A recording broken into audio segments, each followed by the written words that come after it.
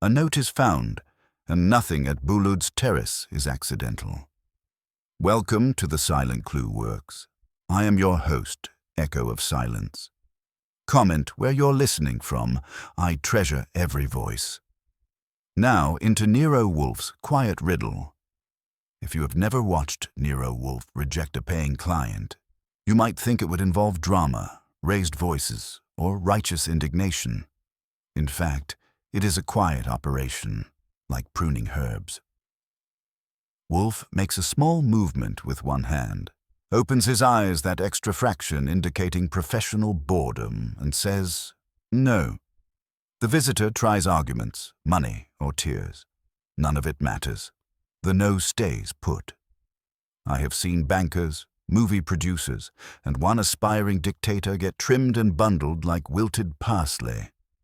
So when the woman with the silver scarf walked into the office that Tuesday morning, I did not expect fireworks. We already had 2 reasons for Wolfe to be crankier than usual. Fritz had brought in a new Hungarian paprika supplier without consultation, which in our brownstone qualified as marital infidelity, and Theodore had announced that Panamanian scale insects might threaten the orchids unless treated with a spray that smelled like dead fish and hair tonic. Wolfe's comment on both topics had been 2 distinctly pitched versions of his favorite word, feuille. He had then settled back in his chair, closed his eyes, pushed his lips out into their barricade formation, and resumed pretending I did not exist. I was at my desk in the same room, very much existing with correspondence that included bills, a magazine request for Wolfe to write about intellect and gourmet culture, and a pink envelope that smelled of imported perfume and trouble. When Fritz buzzed about a caller without an appointment, Wolfe's left eyelid cracked open just enough to show he remembered we were a going concern. "Archie," he said, "I am not at home to commerce." "This one is not commerce," I told him. "Fritz says she looks like a commission and smells like patience." That got me the second eyelid. "What does that mean?" "Ask him, or let me. I'm curious." He shut his eyes again, but the barricade softened. "Bring her. If she's a nuisance, it will be on your head." Nuisances usually land there anyway, so I went to the front room and found her standing as if poured into place with the mold not quite set. The silver-gray silk scarf was worn loosely over dark hair, not for warmth, but effect. It framed a face that had bargained with years and come out ahead on points through arrangement rather than youth. The eyes were dark and direct. The mouth had better things to do than tremble. "Mr. Goodwin?" she asked, and the voice matched the scarf, cool and deliberate. "That is the rumor," I said. "You asked for Mr. Wolfe. I am the gate you passed to reach the fortress. Does he accept urgent matters?" "He accepts matters that interest him. Urgent is seasoning, not the main course. What is your name?" "Beryl Lang." She watched my face as she said it. It meant nothing to me, which apparently surprised her. "I see. You do not read the restaurant pages." "I read them when they concern invoices. Otherwise, Fritz reports and I eat." That got the faintest flicker at the corners of her mouth. "I am the managing partner of Boulud's Terrace." That I knew. Anyone who liked food in New York knew Boulud's Terrace. Glass, linen, people who discussed wine like a religion using corks instead of incense. Fritz had been there once as guest chef, and Wolfe spent the following week alternating between praise for Fritz's menu and insults for the public that did not deserve it. "Come in," I said. Mr. Wolfe may pretend he does not care about restaurants that are not his kitchen, but he lies. She followed me with measured stride, not the nervous quick step of most first-time visitors. In the office, Wolfe acknowledged her with a small head tilt. I introduced them, and she took the red chair as if she had researched that chair and decided how to sit in it. "You are involved with Boulud's Terrace," Wolfe said. "Not a question. I have dined there vicariously." "Through Mr. Fritz Brenner," she guessed. "He cooked for us last year. He spoke of you afterward." Fritz is immoderate. Sometimes I tolerate it. He opened his eyes fully, which for him is nearly a public embrace. What do you want, madam? Advice and protection of a particular kind. She smoothed a finger along the chair arm, considering rather than fidgeting. I'm aware you rarely leave this house. Correct. I have arranged my life to render that unnecessary. My problem requires a man who does not go to restaurants, one who cannot be lured out by publicity, social advantage, or free champagne. Wolfe was watching her with the detached interest he gives new cheese. You flatter me by supposing I am incorruptible. You also insult me by supposing I am susceptible to vulgar enticements. Explain your difficulty, succinctly. Someone is attempting to destroy my restaurant, not through bad reviews or broken contracts. Those I can handle. This is more intimate. It concerns notes and promises and threats he believes I cannot expose without ruining myself. She paused. Is that succinct enough? Wolfe shifted slightly, enough for me to recognize the change. The word notes had landed where it should. Who is he? That is what I want you to discover. All I know is he calls himself the diner in the corner. He leaves notes where he knows I will find them. Private places? My office, the accountant's locked drawer, once in my dressing room at home. And the contents? They describe conversations that never occurred publicly. Agreements, compromises, small professional indiscretions, things I have said in confidence to my chef, to investors, to myself in writing.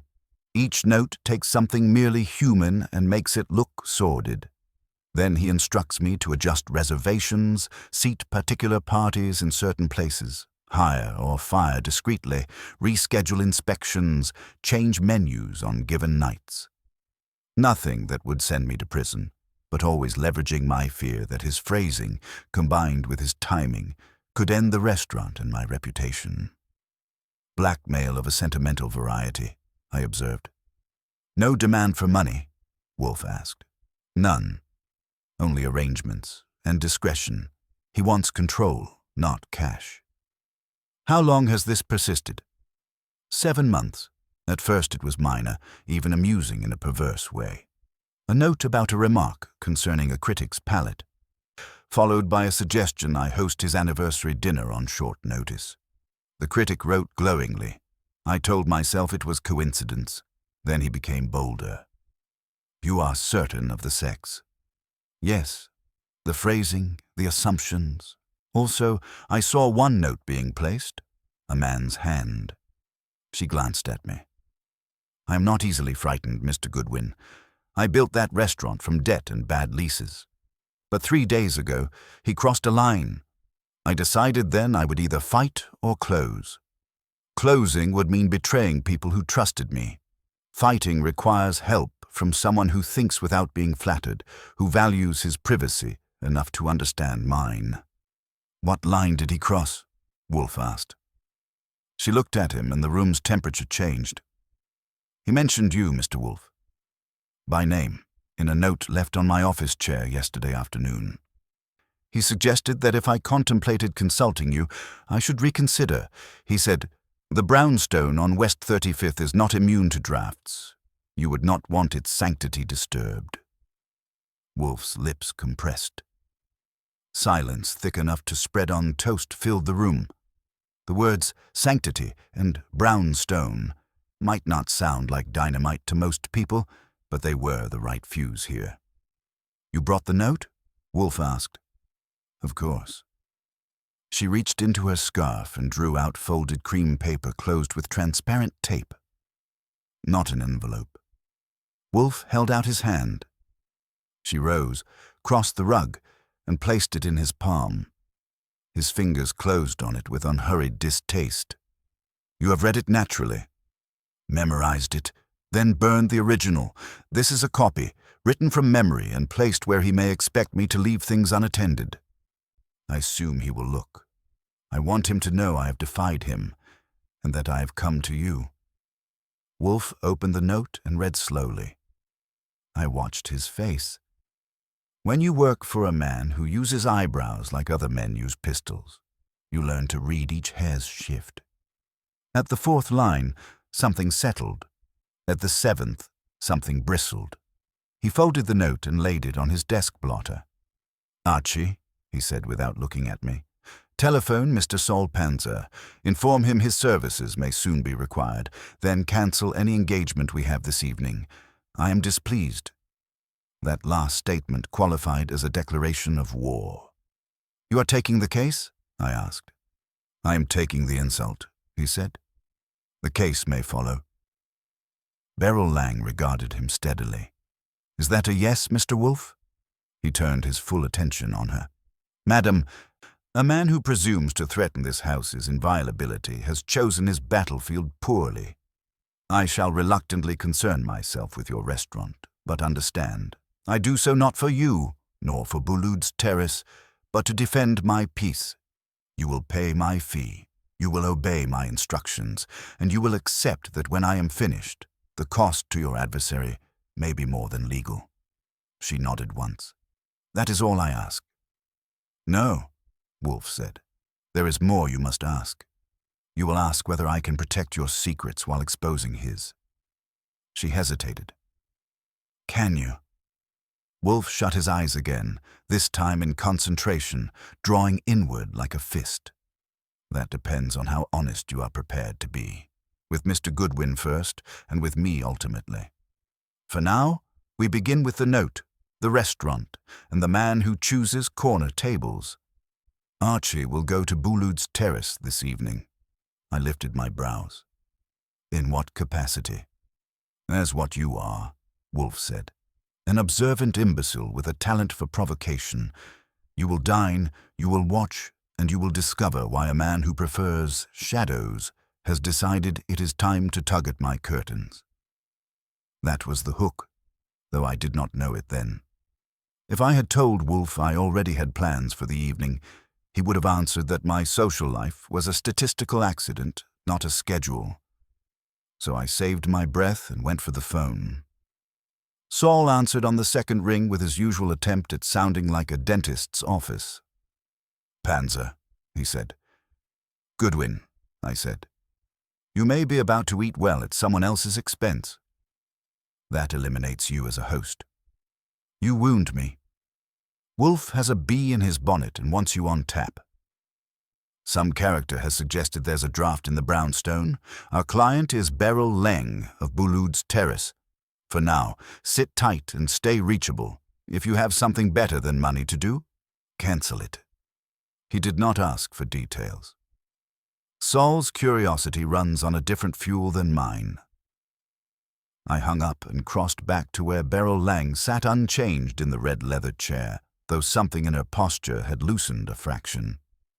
Wolfe opened his eyes with the deliberate motion of a man emerging from deep calculation. "Now," he said, "we require order. Miss Lang, you will answer Mr. Goodwin's questions here this afternoon. Nothing you have done professionally, no matter how distasteful, will astonish him. I am less tolerant of surprises. Begin with the origin of Boulud's Terrace as a business enterprise. Names, sums, quarrels." She accepted that as if she had expected it. Fritz buzzed to ask about lunch. Wolfe told him cold roast beef sandwiches would do, which told me we were entering siege conditions. When he sacrifices variety for expediency, the walls are under attack. For the next 2 hours, I played interrogating angel while Wolfe listened with his eyes shut and his fingers steepled. Beryl gave us the construction of Boulud's Terrace like she was laying blueprints on a drafting table. There had been 3 original partners, herself as managing partner and public face, Victor Demico as executive chef and kitchen authority, and Leonard Vance representing an investor group that preferred anonymity behind legal structures. The restaurant had opened 18 months ago after 2 years of planning, permits, and the kind of financial choreography that turns other people's money into white tablecloths and crystal stemware. "Any romance attached?" I asked. "The public eats that up along with the appetizers." "I do not feed the public my personal life," she said. Victor and I have worked together for 9 years across 3 different establishments. We quarrel about menus, we reconcile over wine, we design seasonal offerings. It is a partnership of skills and mutual respect, not hearts. Leonard wants profit margins and the correct people at the right tables. That is the proper extent of his desires. Wolfe rumbled disapproval. You are being diplomatic. Diplomacy obscures motives. I require enemies, not atmosphere. She regarded his closed eyes thoughtfully. Very well. Victor resents that I control reservations and special events, while he controls only the kitchen. He believes his culinary reputation should grant him authority over the entire operation. Leonard grows impatient with what he calls artistic temperament and would prefer we operated like a profitable factory. Our sommelier, Julien Caron, considers himself the soul of the establishment and treats everyone else as obstacles to his wine philosophy. The assistant manager believes he should be me. The pastry chef works in deliberate isolation and speaks to no one unless forced. Is that sufficient candor? Better, Wolfe said. Now, this tormentor of yours demonstrates intimate knowledge of private conversations and private spaces. Within your staff, who possesses both access and sufficient malice to exploit such knowledge? She took time with that, which I appreciated. People who answer too quickly are either innocent or rehearsed, and in my experience, rehearsed is more common. Victor, she said finally. Julian and Leonard, though his malice would be calculated rather than emotional.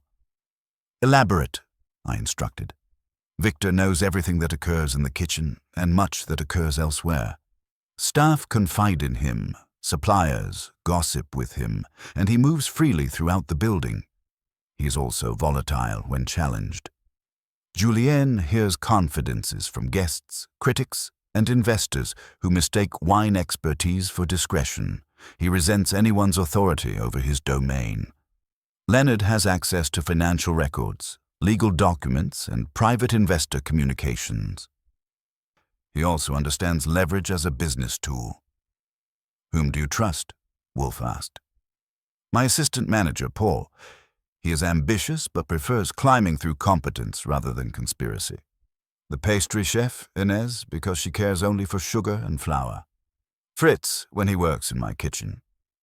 Wolfe's grunt suggested he found her trust in Fritz reasonable, but her other choices sentimental.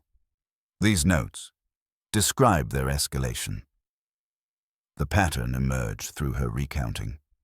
Early notes had been almost playful, referencing overheard remarks about critics or suppliers, followed by minor requests easily dismissed as coincidence. Recent notes demonstrated more precise intelligence. Private telephone conversations, confidential investor meetings, personal exchanges she thought unwitnessed. The instructions had grown bolder: specific table assignments, staff scheduling changes, menu modifications on particular evenings. Each compliance brought temporary peace, each resistance brought closer scrutiny. The note mentioning Mr. Wolfe arrived when?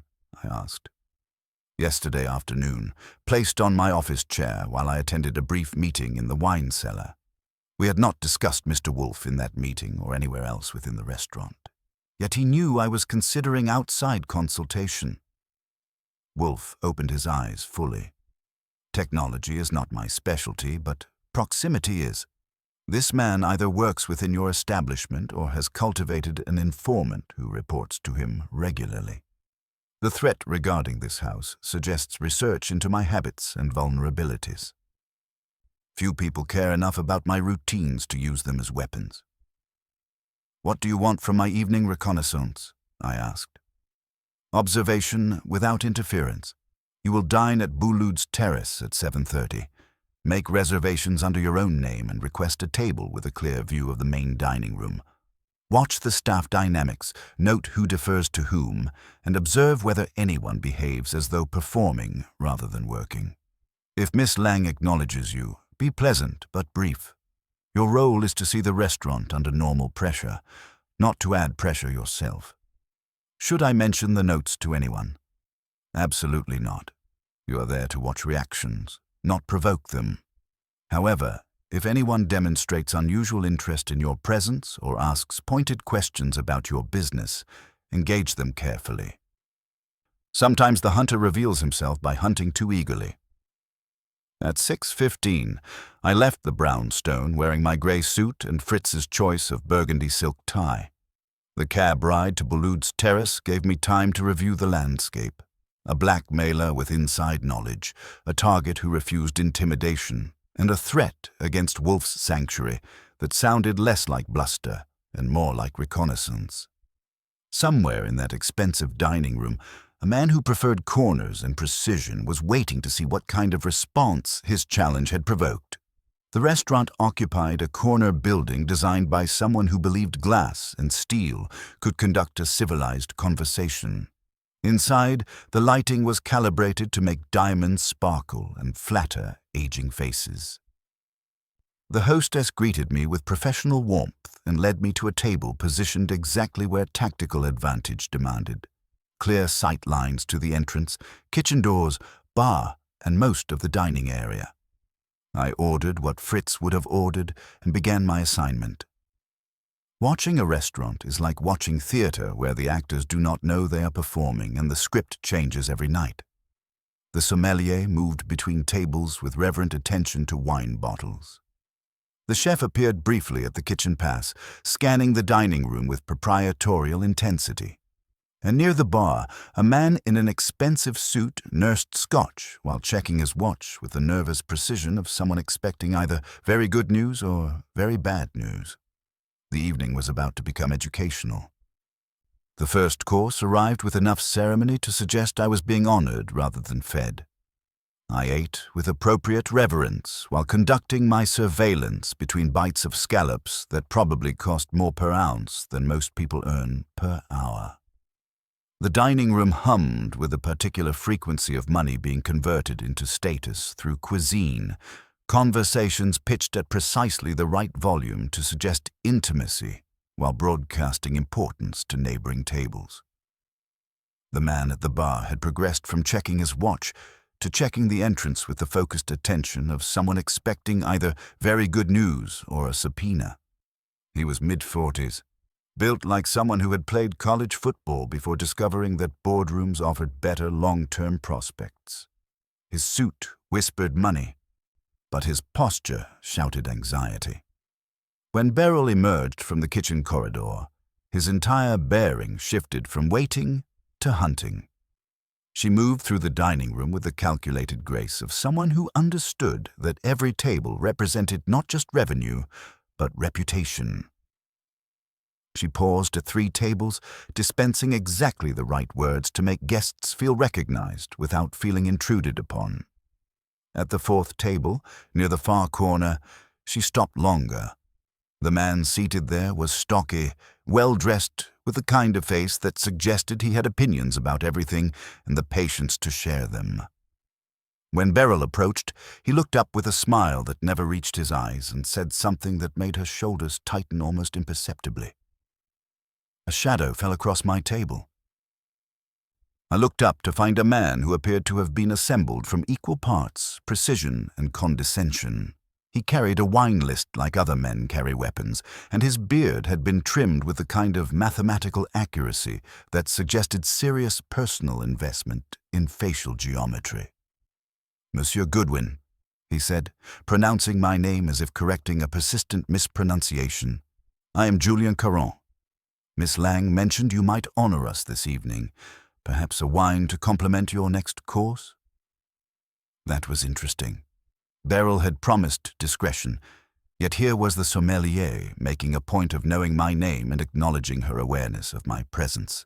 Either she had changed tactics or someone else had been distributing information. "Miss Lang has excellent foresight," I said. "What would you recommend?" "The Chablis has clarity," he said, pouring a measure with the solemnity of a priest administering sacrament. "One appreciates clarity in uncertain times, particularly when dealing with matters that require delicate handling." "Clarity is underrated," I agreed, "though sometimes uncertainty makes things more interesting." "Perhaps for some professions. In wine, uncertainty means spoilage. His smile acquired a sharper edge. You work with Mr. Nero Wolfe, I understand. He has quite a reputation for preferring his own table to others. He believes most restaurants are exercises in optimism over execution, present company accepted, naturally. Naturally. And yet you are here, observing rather than merely dining. One wonders what requires such careful observation in an establishment that prides itself on transparency. Before I could answer, the kitchen doors swung open with enough force to suggest either passion or fury. Victor D'Amico emerged, broad-shouldered and imposing in his whites, moving through the dining room like a general inspecting troops. He was built for lifting stock pots and intimidating suppliers, with hands that looked capable of creating delicate sauces or rearranging furniture with equal facility. His eyes swept the room with proprietary intensity before settling on my table.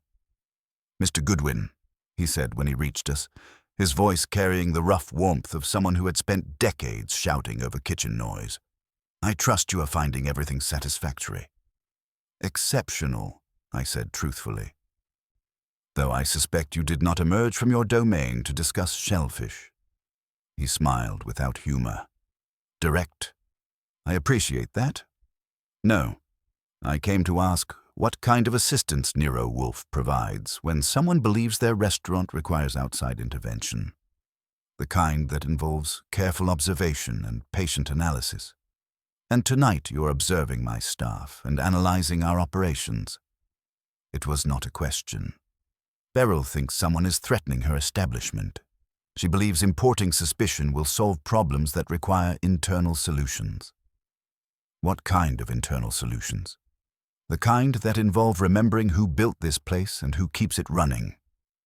His gaze flicked toward Julian, who had retreated but remained within earshot. Trust, loyalty, and understanding that some problems solve themselves when you stop feeding them attention.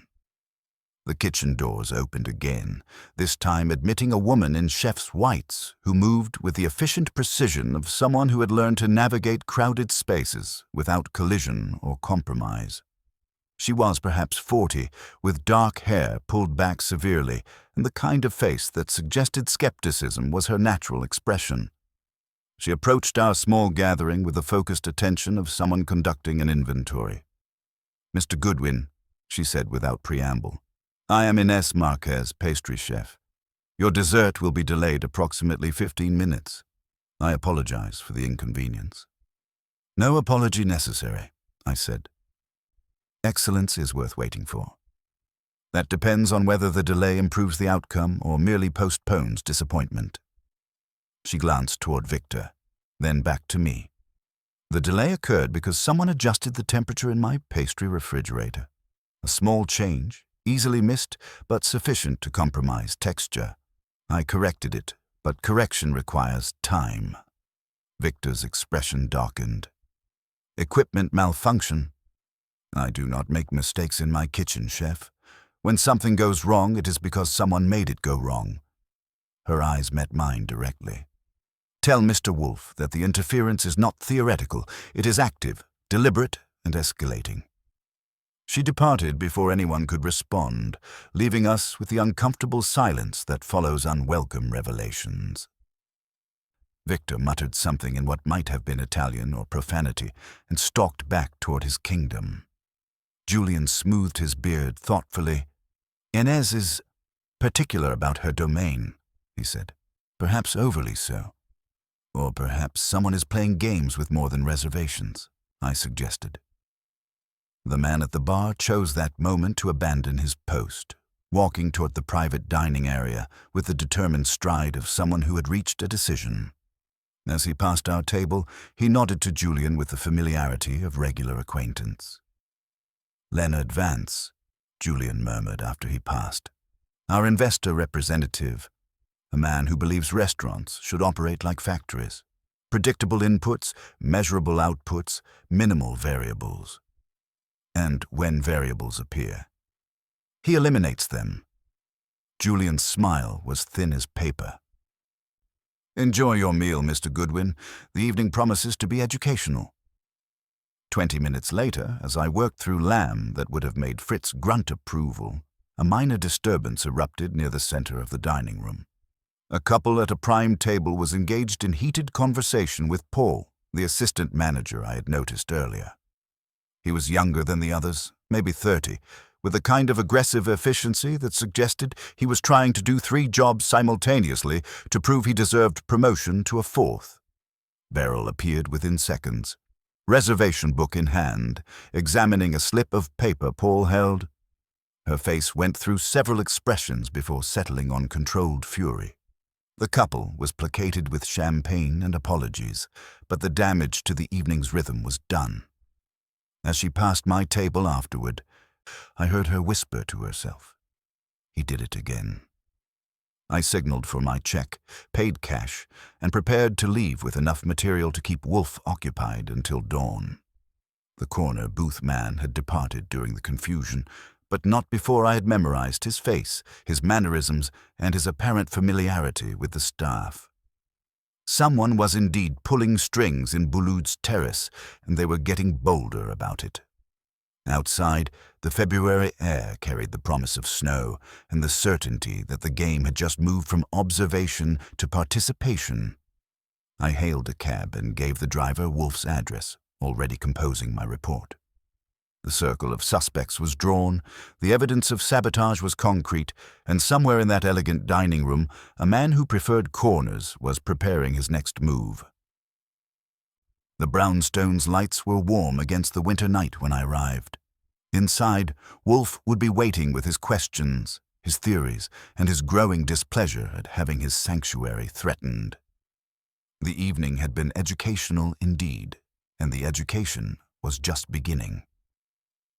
When I walked into the office, Wolfe was exactly where I had left him, though the evening paper now lay folded beside his chair, and a half-empty bottle of beer suggested he had been conducting his own form of investigation into the refrigerators. He opened his eyes as I approached, which meant he was either thinking hard or waiting impatiently. With Wolfe, the distinction is often academic. "Report," he said before I had settled into my chair. I gave it to him complete, starting with the layout and working through each encounter with the precision he demands. The man at the bar, who turned out to be Leonard Vance, Julien Caron's performance with wine and warnings about uncertainty, Victor D'Amico's territorial speech about internal solutions, Inés Marquez's deliberate announcement about refrigerator sabotage, and the reservation confusion that had Beryl muttering about repeat offenses.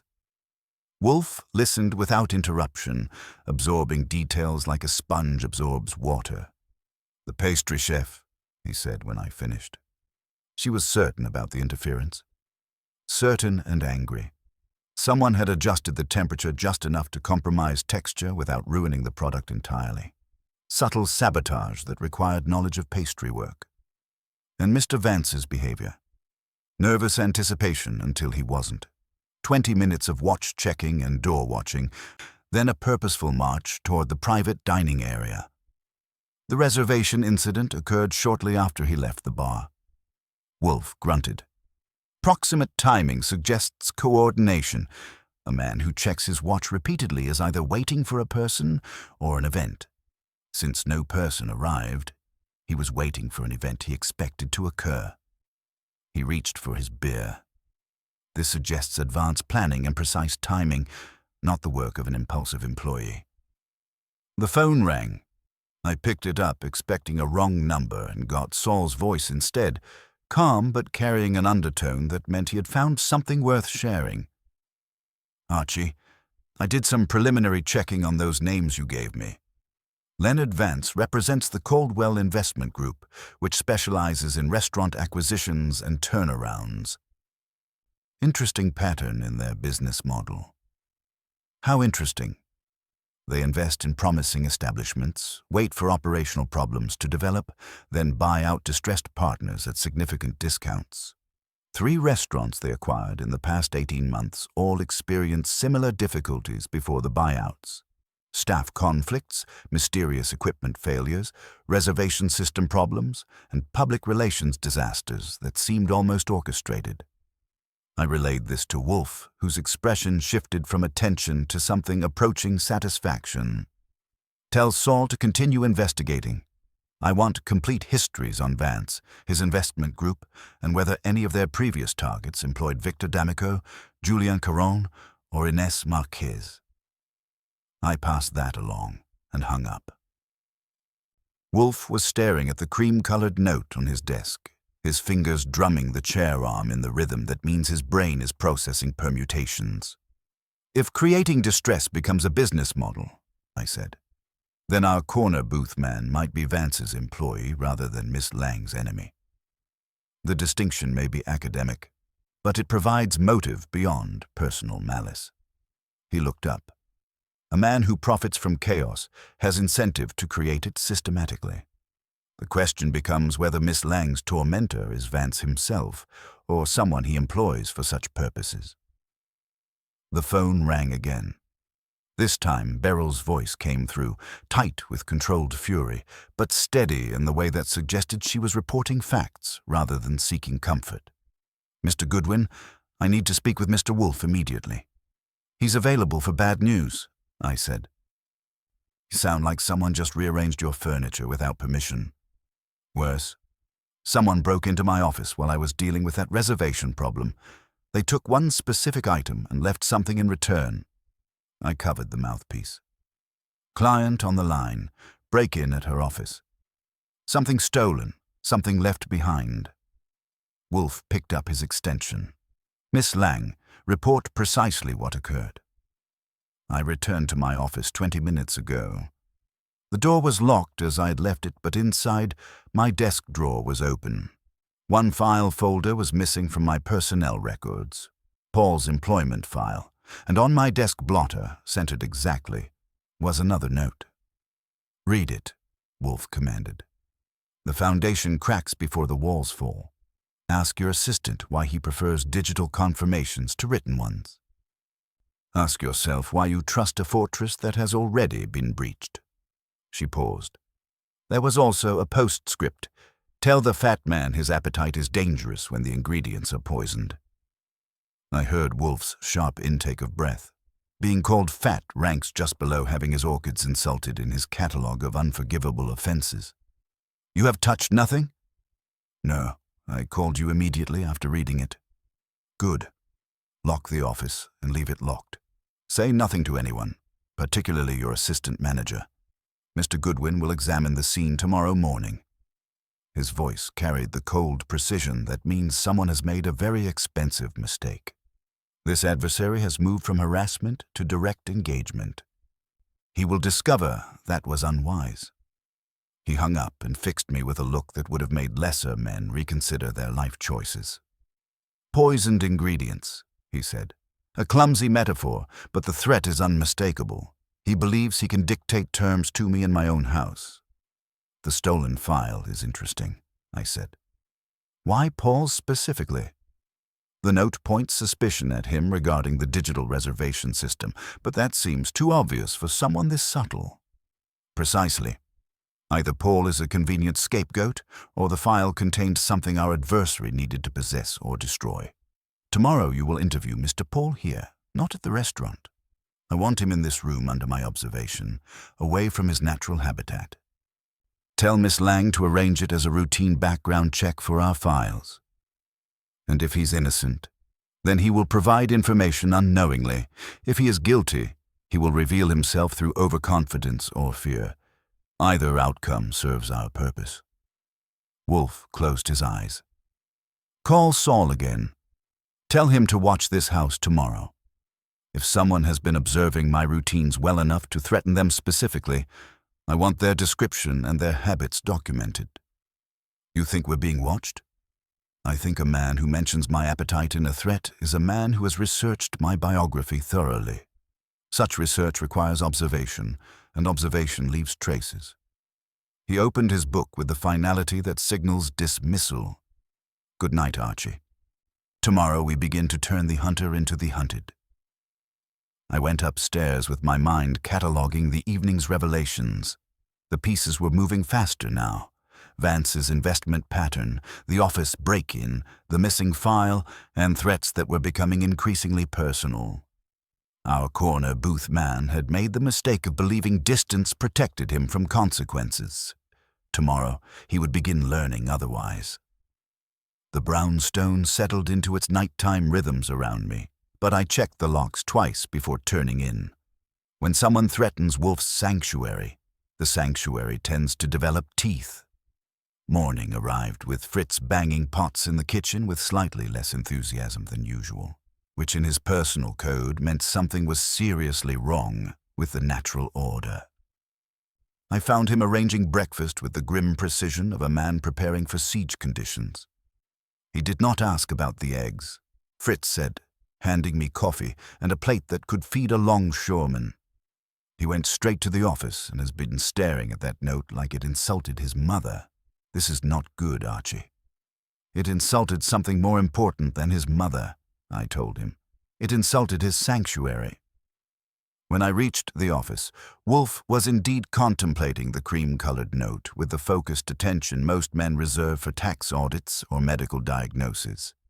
He looked up long enough to verify I was equipped with caffeine and sustenance, then returned to his meditation on malice. The phone rang before I could settle into my chair. Saul's voice came through with his usual economy of expression, but carrying an undertone that meant he had found pay dirt. "I've been watching your brownstone since 6 this morning," he said. At 7:15, a man emerged from a parked sedan and conducted what I can only describe as reconnaissance. He walked past your building twice, photographing entry points with a device concealed in a newspaper. Professional work. Description: 30s, average height, forgettable face, expensive shoes. More importantly, the vehicle registration traces to a fleet service used by Caldwell Investment Group.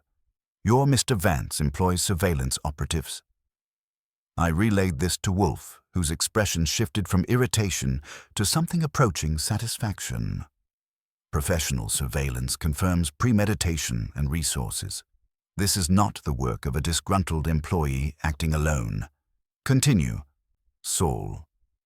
The operative departed at 7:40 and met with someone at a coffee shop on 10th Avenue. Julien Caron, the sommelier from Boulud's Terrace. They exchanged materials. Caron gave him an envelope, received a small package in return. The meeting lasted exactly 10 minutes. Wolfe's eyes opened fully. The sommelier, the man who believes himself the soul of the establishment and resents all authority except his own. He has access to every door in the building and intimate knowledge of staff routines. At 11 sharp, Paul arrived, looking like a man trying to solve calculus while running a foot race. His suit was pressed but inexpensive, his manner nervous but determined.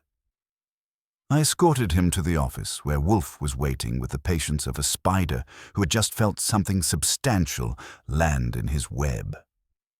"Mr. Paul," Wolfe said, dispensing with pleasantries, "you manage the reservation system and possess keys to Miss Lang's office. Recent events suggest either your complicity or your victimization. We are here to determine which." Paul settled into the red leather chair with visible effort to appear calm. Miss Lang said this was routine background verification. "Nothing about this situation is routine. Your personnel file was stolen last evening. The thief left a note questioning your digital procedures. Explain why someone would target you specifically." The question landed hard. Paul's face went through several expressions before settling on genuine confusion. "My file. There's nothing in there worth stealing. Employment history, references, tax documents, unless—" His eyes widened. "The non-compete agreement. Elaborate." "When I was hired, Leonard Vance insisted on a restrictive non-compete clause. If I leave or get fired for cause, I cannot work in any comparable Manhattan restaurant for 2 years. But Miss Lang added a protective addendum that voids the restriction if ownership changes or the restaurant is sold under distress conditions. That addendum only existed in the hard copy file." Wolfe leaned forward slightly. Removing that protection would leave you vulnerable to unemployment if new management decided to replace you. A powerful tool for ensuring cooperation. Exactly. Without that paper, Vance could fire me and effectively blacklist me from the industry. Tell me about Mr. Vance's interest in operational details. Paul's posture stiffened. He asks very specific questions. Staff schedules, who has access to which areas. The relationship between Miss Lang and Victor. He calls it assessing management cohesion, but it feels more like intelligence gathering. Has he observed Miss Lang entering her access codes? Frequently. He sits in that corner booth and watches everything. I've seen him watching her type passwords at the hostess station. The reservation errors all show her login credentials, but she swears she did not make those changes. Because she did not, Wolfe said with finality. Someone with her credentials is manipulating the system to create operational chaos. The pattern serves a specific purpose, devaluing the establishment to force a distressed sale. Paul nodded slowly. That would explain why Victor has been so angry lately. He blames me for reservation problems that make his kitchen look incompetent. Last night he and Miss Lang argued in her office after Vance left. I could hear raised voices through the walls. What was the substance of their argument? Victor accused her of undermining his authority by changing reservations without consultation.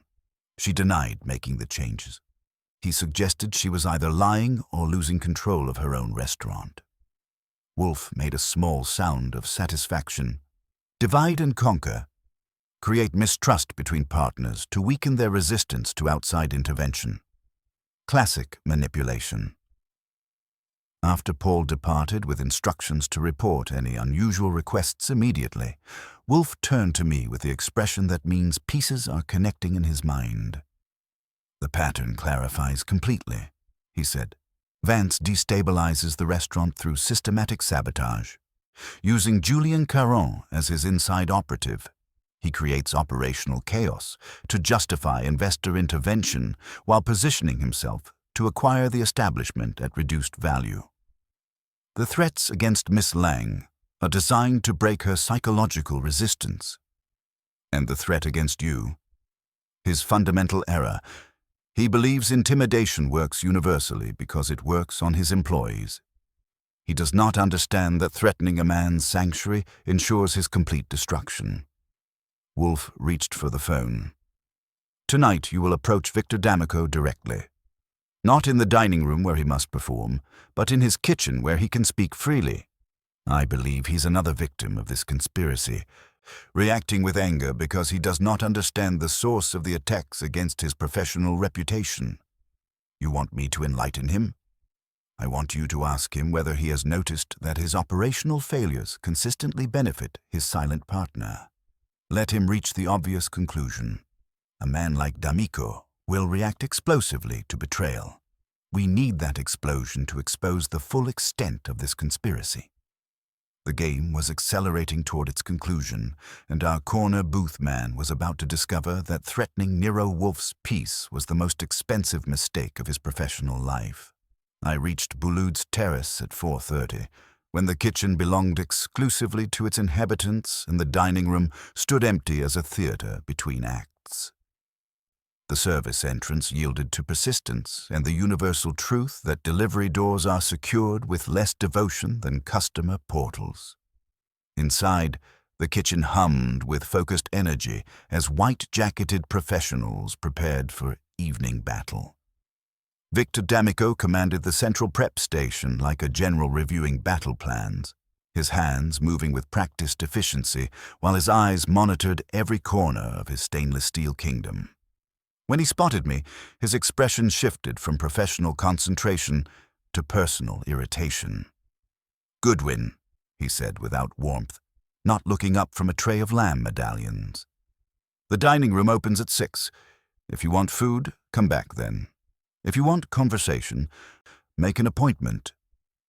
I want to discuss why your kitchen keeps experiencing problems that make you look incompetent while benefiting your silent partner financially," I said, positioning myself just beyond stabbing range of his garnish fork.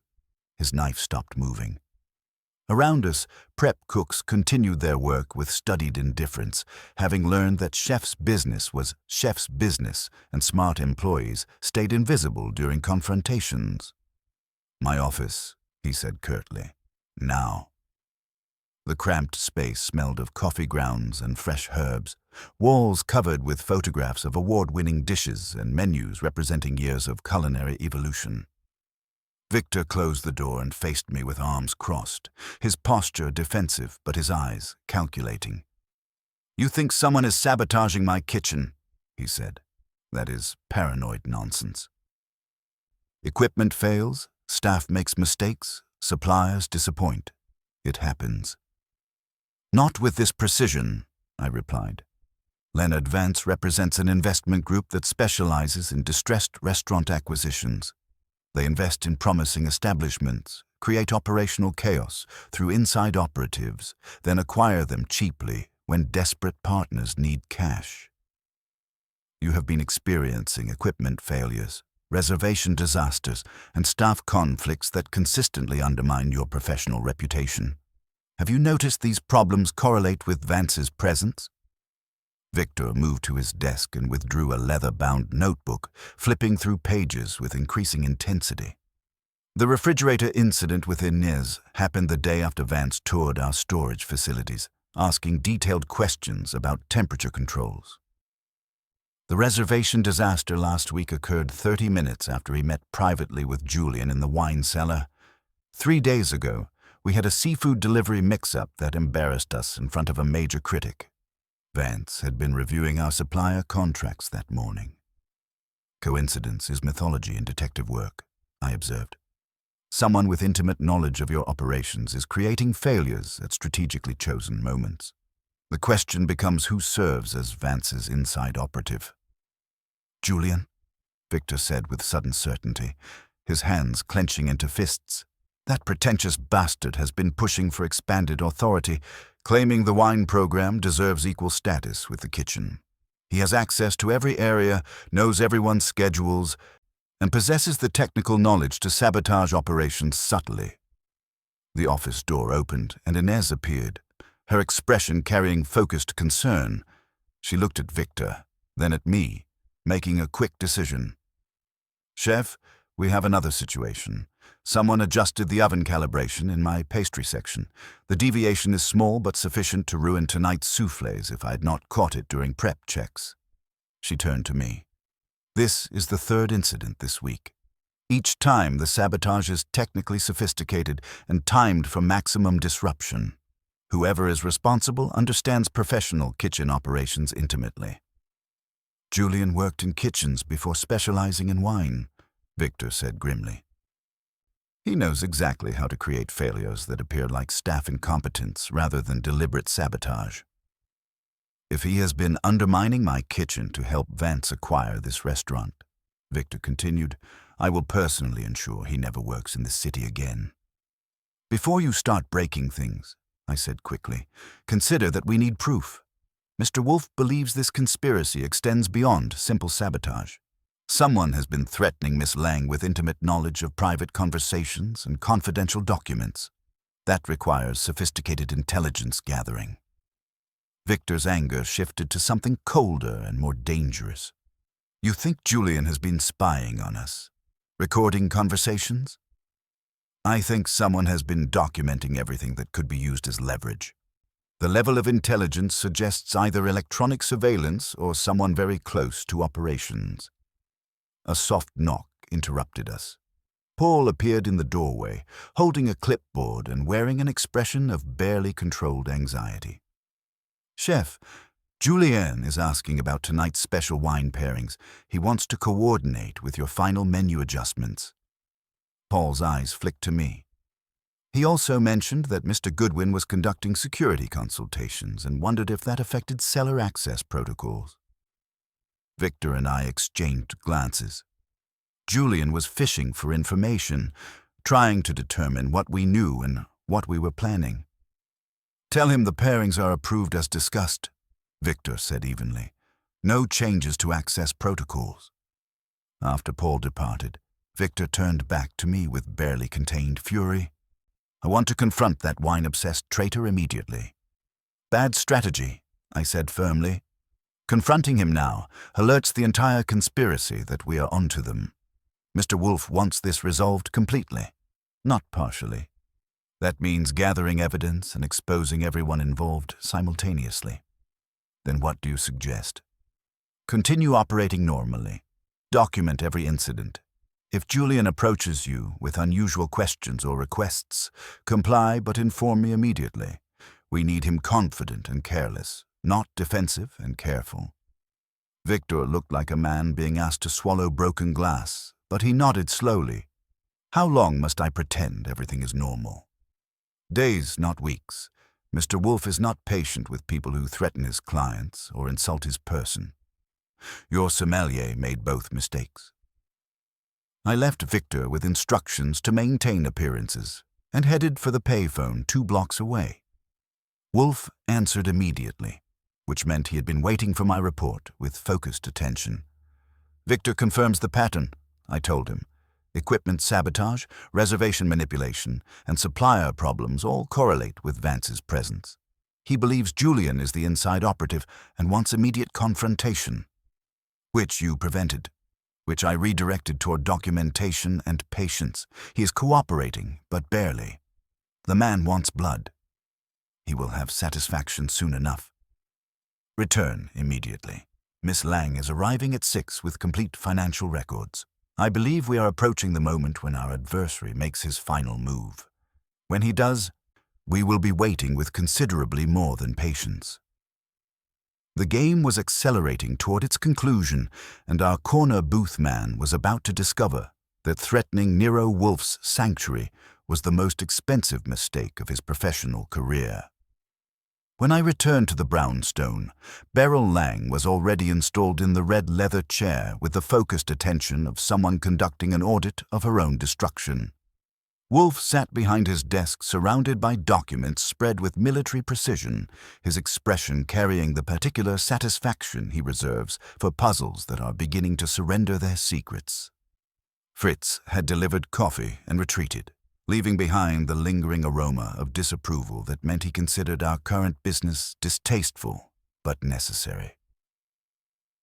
Report, Wolfe said without looking up from a profit and loss statement that appeared to have been marked with red ink and righteous indignation.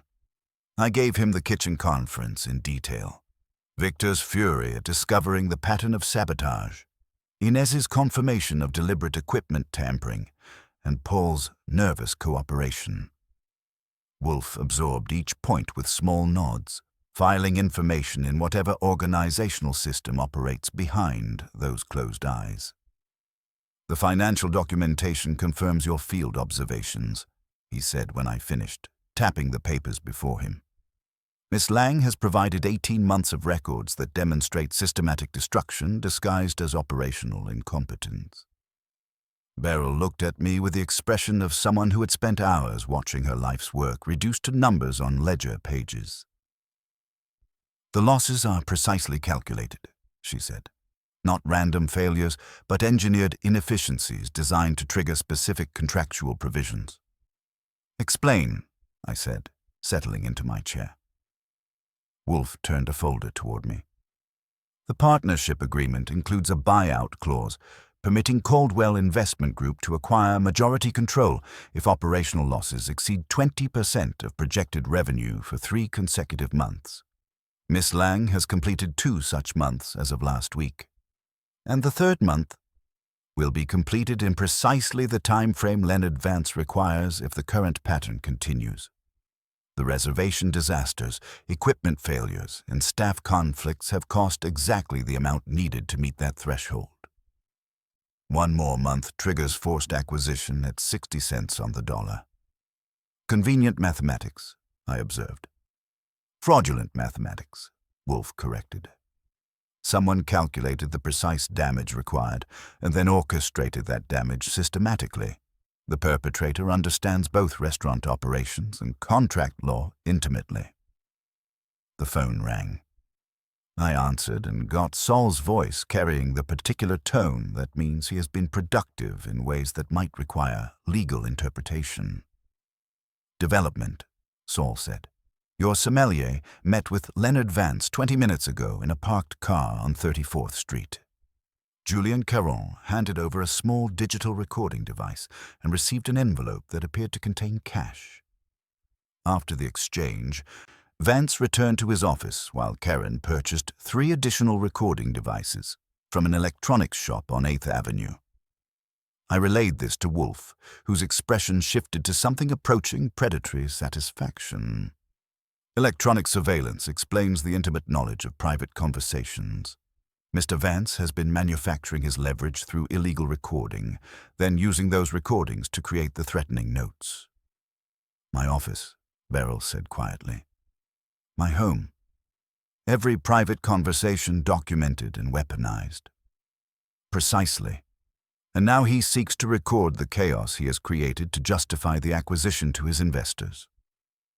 Wolfe leaned back in his chair. We have identified the method, the motive, and the mechanism.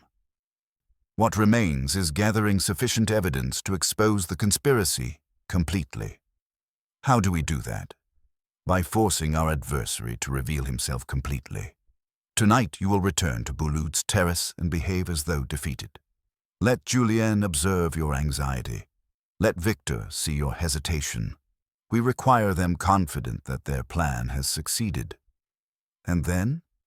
Tomorrow evening, you will host a mandatory dinner meeting in your restaurant's private dining room. All partners, key staff, and investor representatives will attend. You will announce this as a strategic planning session to address operational challenges before they become irreversible. Beryl frowned. Leonard will suspect a trap. Of course he will, but his arrogance and proximity to success will compel attendance. He believes he controls the situation completely. Wolfe's eyes glinted with cold satisfaction. We shall disabuse him of that notion. What about the recording device Vance received today? Saul will retrieve it. Tonight, while Mr. Vance is occupied with other matters. Wolfe turned to me. Archie, you will call Mr. Vance and request an urgent meeting regarding the buyout offer. Tell him you represent Miss Lang's interests and have discovered discrepancies in the partnership agreement requiring immediate clarification. Insist on meeting at Boulud's Terrace at 10 o'clock. He won't like the short notice. He will detest it, but he cannot risk the deal collapsing at the final moment. His greed will overcome his caution. Wolfe glanced at Saul. While Mr. Goodwin occupies Mr. Vance's attention, you will ensure his apartment becomes accessible for inspection. Saul nodded with the quiet confidence of a man who has made careers out of accessing the inaccessible. I have the appropriate tools. Miss Lang, Wolfe continued, you will coordinate tomorrow evening's gathering. Emphasize the mandatory nature and the urgency of resolving operational challenges. Each participant must believe their presence is essential. What if someone refuses to attend? They will attend because refusing would signal weakness and suspicion. Each has reasons to want this resolved. Vance seeks to close his acquisition, Victor wants to confront his saboteurs, Julian believes he has won, and the others fear being excluded from decisions that affect their futures. I made the call to Vance's office, reaching his answering service and leaving a message calculated to make him nervous about delays. Within 10 minutes, my phone rang with his response, his voice smooth but edged with irritation. Goodwin, Miss Lang should be consulting her attorney, not a private investigator. She is. I'm handling the due diligence. We found some interesting clauses regarding distress sales and investor liability. Before we advise her to sign, we need clarification. Tonight, 10 o'clock, your usual corner booth. This is highly irregular. So is a 12-hour deadline on $1 million transaction, unless you prefer we wait until Monday and involve more attorneys. Of course, that might delay the acquisition indefinitely. The silence stretched while he weighed risks. Greed won, as it usually does with men like Vance. 10 o'clock, he said curtly. This better be brief. After hanging up, I looked at Wolfe. He's committed. Excellent. Now we dine. Fritz has prepared something involving veal that will fortify us for the evening's activities. The meal was consumed in the respectful silence Wolfe demands, but underneath the calm, tension was building toward tomorrow's confrontation. We were moving all the pieces into position for the final revelation, and for the first time since this began, Wolfe looked genuinely pleased with the progress. At 9:30, I left the brownstone with Saul, parting ways at the corner as he headed uptown to Vance's apartment, while I walked toward Boulud's Terrace. The night air was sharp with winter cold, but I barely felt it. I was too focused on the performance ahead. The careful provocation that would force Leonard Vance to reveal exactly how much he had stolen and how much he intended to steal.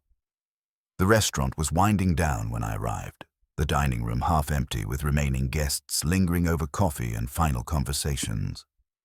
I took the corner booth and ordered brandy, positioning myself where I could observe both the entrance and the staff movements. At exactly 10 o'clock, Leonard Vance walked through the door with the confident stride of a man who believed he was collecting his victory.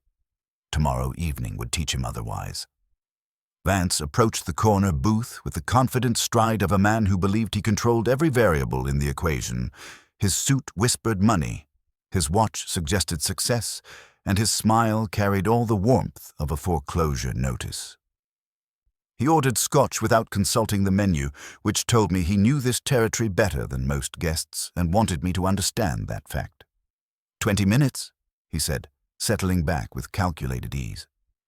My evening schedule does not accommodate emergency consultations with private investigators, regardless of Miss Lang's anxieties.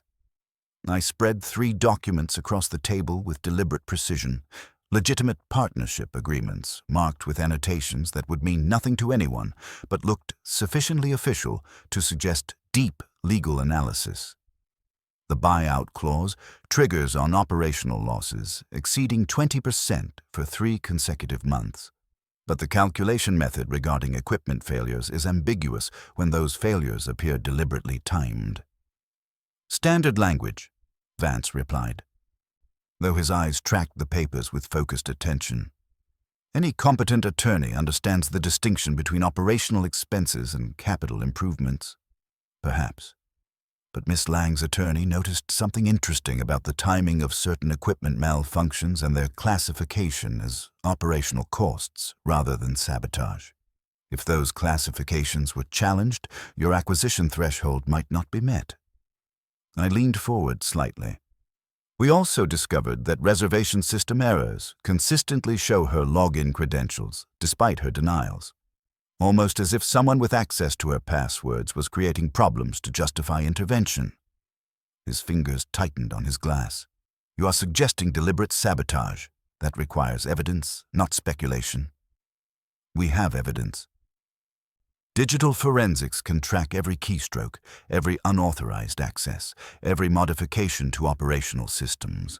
They can also detect recording devices if someone has been conducting illegal surveillance to manufacture leverage.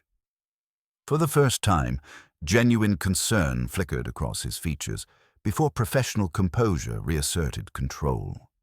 Recording devices? Now you venture into paranoid fantasy. Miss Lang has been receiving threatening notes containing information from private conversations that should have been confidential. Either she employs remarkably indiscreet staff, or someone has been conducting electronic surveillance. I gathered my documents. Tomorrow evening's mandatory meeting will resolve these questions permanently. 7 o'clock, private dining room. All partners and key staff required. I received no such notification. Then check your messages. Attendance is mandatory under the consultation clause. I stood. Unless you prefer explaining to your investors why you skipped a meeting addressing operational failures that threaten their investment. He departed with barely controlled irritation, but not before I observed Julian Caron emerge from the wine cellar with the focused attention of someone who had been listening from below. Back at the brownstone, Saul occupied the red leather chair with quiet satisfaction. On Wolfe's desk sat a small digital recorder and stack of printed materials. Vance's apartment was educational, Saul reported. Hidden safe contained recordings of private conversations, financial projections for the takeover, and detailed instructions for manufacturing specific operational failures. Wolfe pressed play on the recorder. Julian's voice emerged, smug and conspiratorial. The pastry refrigeration is adjusted. Inez will discover the problem tomorrow. The reservation system is programmed to double book Friday's VIP section. Everything proceeds according to schedule. Vance's response was coolly satisfied. Excellent.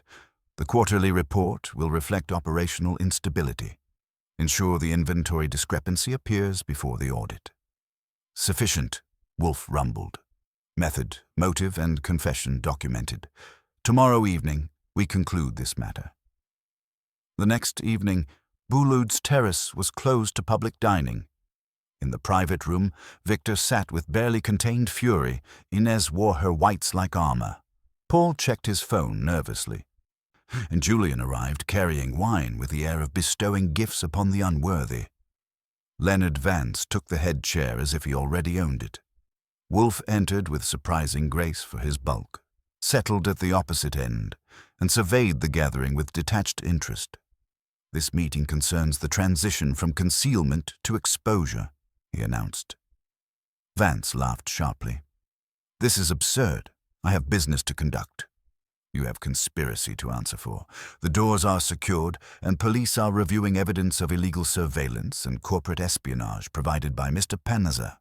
Your departure would be premature. Vance's color drained. Julian dropped his wine key with a loud clatter.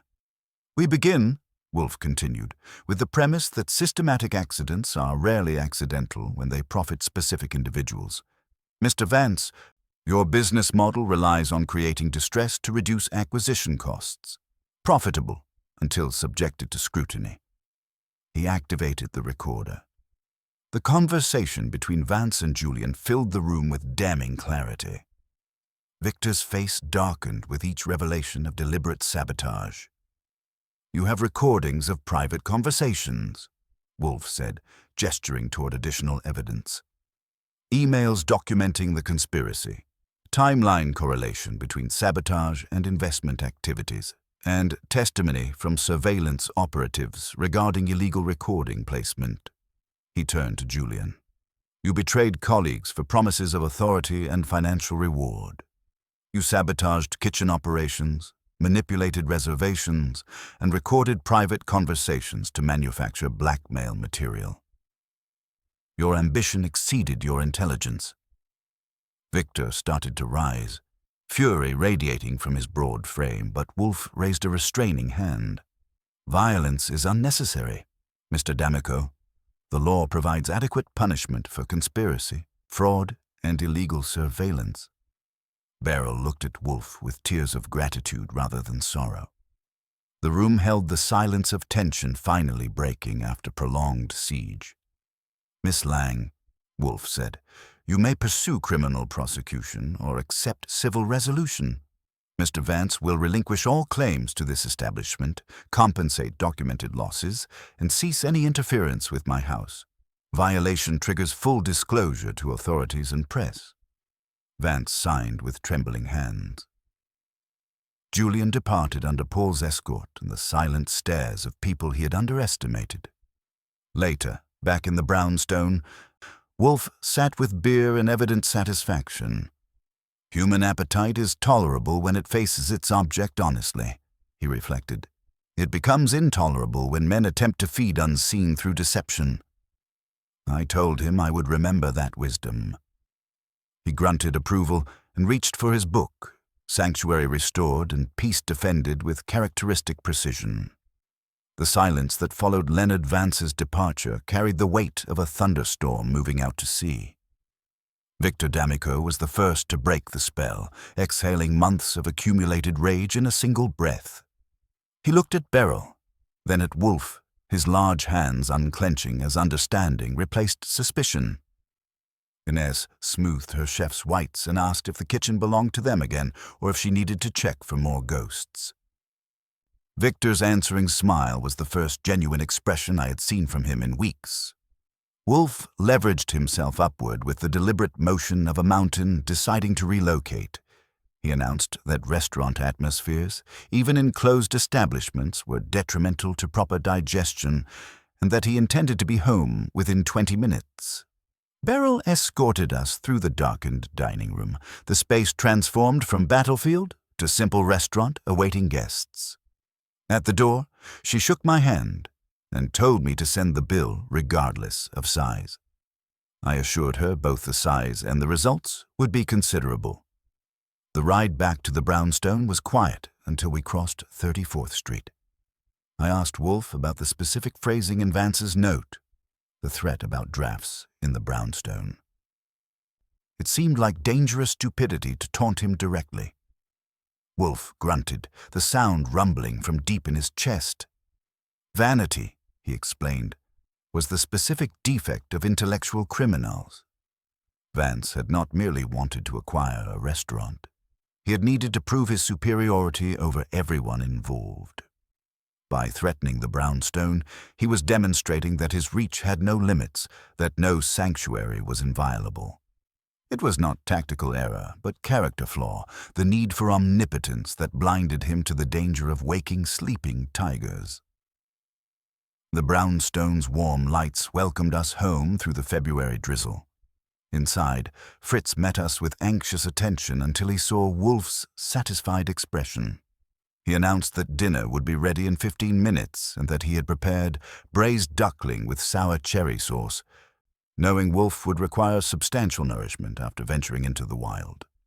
Wolfe actually smiled, a rare event involving the slight lifting of one corner of his mouth. In the office, I retrieved beer while Wolfe settled behind his desk and checked the mail for threats to his peace. Finding none, he leaned back with fingers laced over his considerable center of gravity. I remarked that it had been a tidy operation. Clients saved, villains exposed, justice served, all without missing a meal. Did he feel moral accomplishment? He regarded me with cool amusement. Moral accomplishment was byproduct, not goal. The goal was removing a nuisance. A man had threatened his home and been neutralized. That justice was served was merely convenient coincidence. The phone rang during our second beer. Inspector Kramer's voice carried its usual edge of professional irritation mixed with grudging respect. "All right, Wolfe. What did you do to Leonard Vance? He walked into the precinct yesterday with his attorney and a box of evidence, confessed to multiple counts of fraud and surveillance, waived trial, and requested immediate sentencing. That kind of cooperation usually means someone applied pressure that made prison look preferable." Wolfe picked up his extension with visible reluctance. Perhaps his conscience asserted itself, Inspector. The man doesn't have a conscience. He has a profit margin and survival instinct. What kind of pressure? I presented him with evidence of his crimes and offered a choice: voluntary confession with cooperation, or public exposure followed by prosecution, including civil suits from every establishment he defrauded. He chose the option preserving some dignity while reducing his sentence through cooperation. And the evidence was obtained legally. All evidence was documented thoroughly and turned over to appropriate authorities. Is there a specific irregularity you wish to address? Kramer's silence carried the weight of someone who suspected important details were being strategically omitted, but recognized futility in pressing further. Just remember that next time you decide to take down an investment fraud operation, give me advance notice. My activities rarely require such coordination, Inspector. Good day. After Kramer hung up, Wolfe turned to me with satisfaction. The matter is concluded completely. Justice has been served in the form most appropriate to the offense. Dinner was masterful.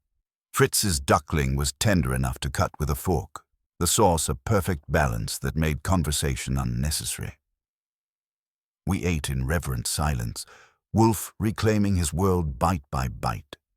Later, with coffee in the office, Wolfe spoke about the nature of appetite, the theme running through the case like a dark thread. Vance's error, he said, was not in having appetite for money or power, common human afflictions, but in believing that appetite gave him the right to consume others without consent. He was like a man who ate not for nourishment or pleasure, but to deprive others of food, a perversion of natural order. True gourmets respect ingredients, gluttons destroy them. Vance was a glutton of the worst sort, feeding on distress and chaos. I watched the great genius in his custom chair, the man who never left his house but understood the world better than those running it. I realized why he had taken the case. Not the threat, money, or insult, but the disorder. Wolfe hates disorder the way other men hate taxes. Vance had brought chaos to his doorstep, and Wolfe had simply tidied up.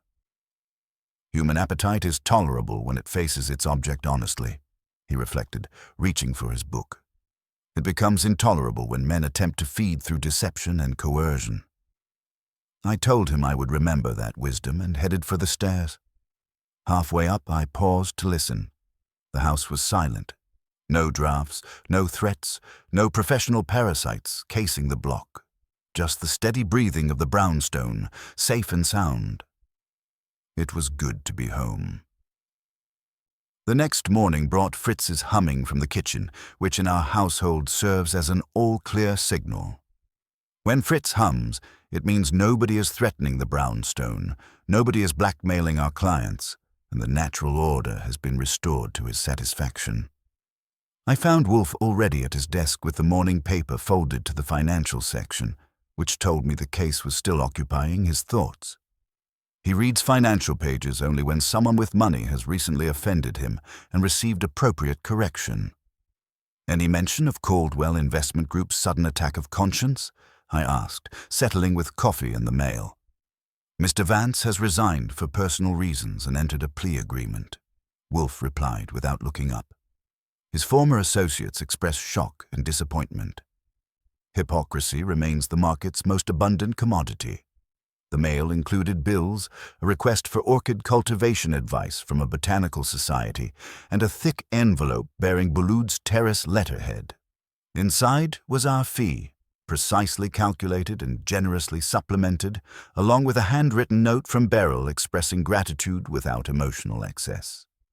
Wolfe examined the check with satisfaction before filing it away, unread in front of the sender, his standard method of demonstrating that money is accepted as inevitable tribute rather than desperate necessity. At 3 o'clock, Beryl arrived carrying a small package and the bearing of someone who had recently reclaimed her life from professional parasites. She looked lighter, as if someone had gone through her and removed all the sandbags that had been weighing her down for months. "The restaurant is mine again," she announced, settling into the red leather chair. "Victor is actually speaking to me civilly. The staff has stopped looking over their shoulders for sabotage, and our reservation system operates without mysterious malfunctions. Paul has been promoted to general manager and sends his gratitude." "Competence restored and treachery removed," Wolfe observed. "A satisfactory conclusion." She handed him the package. "From Inez. She believes pastry expresses appreciation more eloquently than words." Wolfe unwrapped a pristine almond tart with the reverence he reserves for items that might improve his digestion. He sampled it with focused attention, his expression shifting through several degrees of approval before settling on qualified satisfaction. "Tell Madame Inez that her oven calibration has been restored to professional standards," he said finally. "The texture is exemplary." After Beryl departed, the phone rang with Saul's voice carrying news that expanded our small victory into something more significant. "The district attorney's investigation has broadened," Saul reported. "Vance's apartment contained evidence of similar operations at 3 other restaurants. Julian Caron is cooperating enthusiastically in exchange for reduced charges. The entire Caldwell group is under scrutiny." I relayed this to Wolfe, who received the information with philosophical resignation. Greed compounds like interest until the pattern becomes systematic. The authorities will handle the broader investigation. Our concern was limited to Miss Lang's establishment and the threat to this house. Both matters are resolved. Any regrets about not pursuing the larger conspiracy? None. I am not a crusader, Archie. I remove specific irritants to my peace and restore local equilibrium. Justice occurring as byproduct is convenient, but not my primary objective. The afternoon passed in restored tranquility. Theodore reported from the plant rooms that the orchids were thriving without threat of malodorous treatments. Fritz prepared dinner with renewed enthusiasm, his good humor restored by the successful defense of his domain. I worked through routine correspondence, enjoying the absence of crisis and conspiracy. At dinner, over roast beef that would have made lesser chefs weep with envy. Wolfe offered his final observation on the case without prompting, which qualifies as a minor philosophical event. The specific defect of men like Vance, he said, cutting his meat with surgical precision, is believing that appetite justifies consumption without consent. They mistake silence for weakness and patience for inability. Mr. Vance researched my habits and concluded that threatening my sanctuary would provide leverage. He failed to understand that disturbing a hornet's nest requires more than confidence in one's own immunity to stings. So hubris brought him down? Hubris and the immutable law that predators who announce their presence cease to be effective predators. He could have acquired that restaurant through patience and legitimate pressure.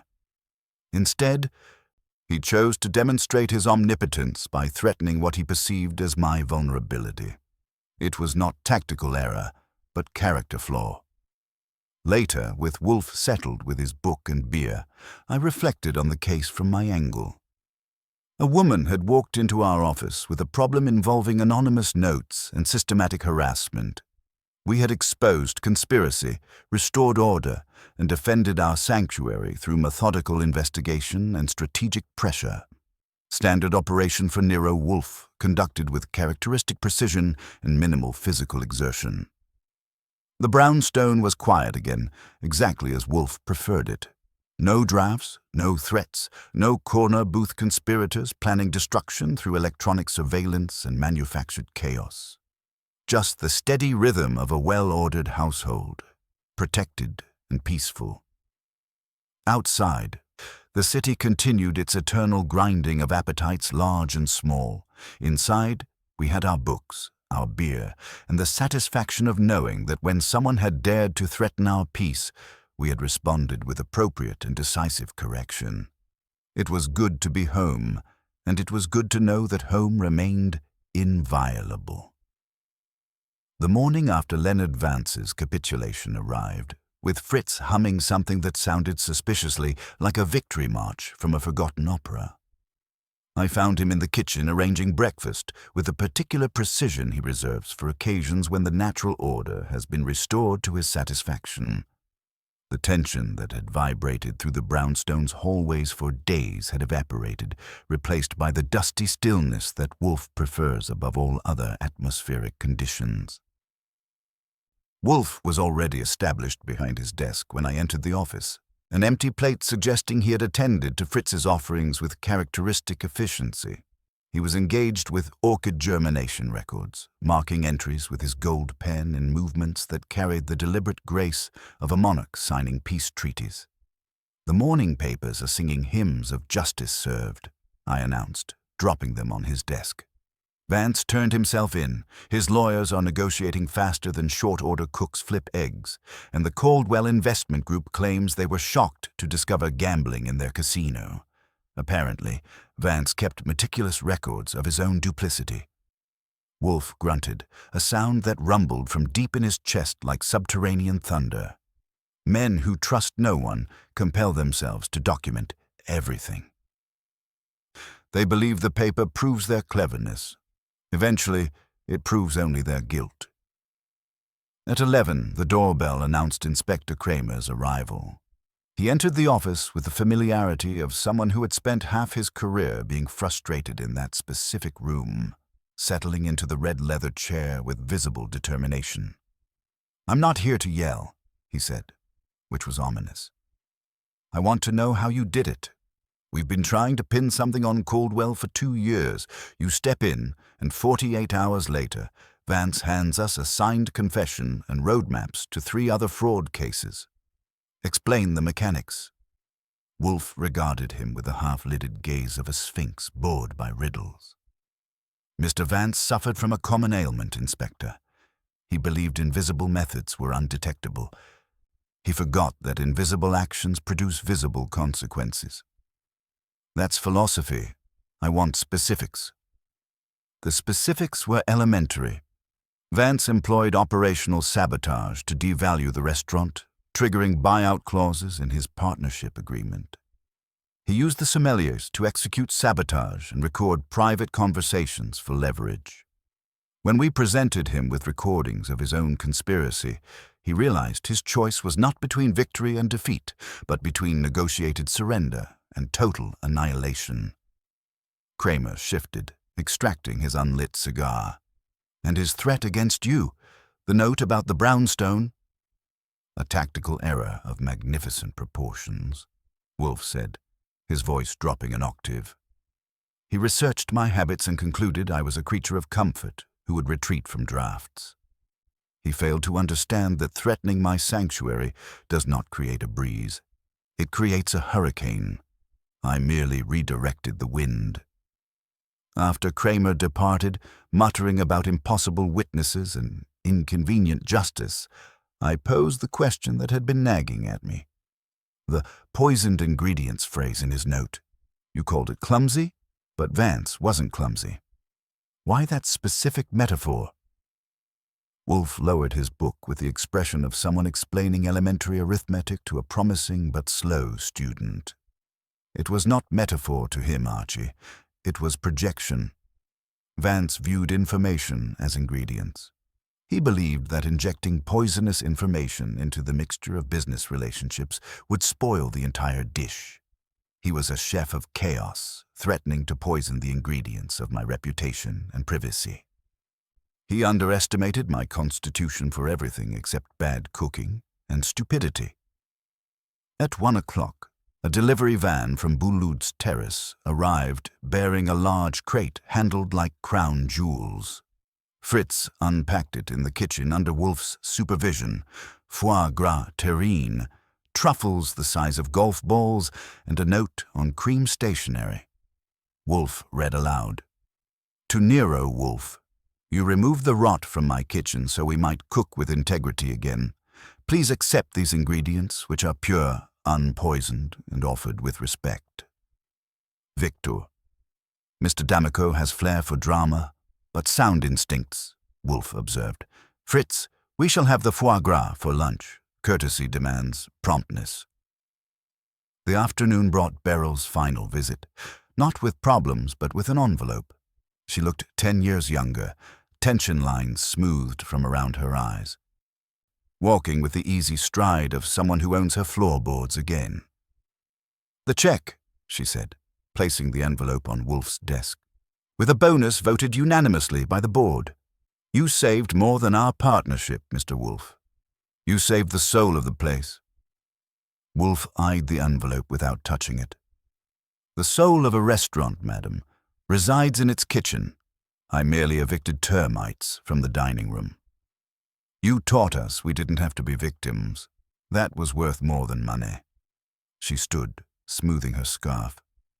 There's always a table for you at Boulud's Terrace, corner or center, wherever you wish.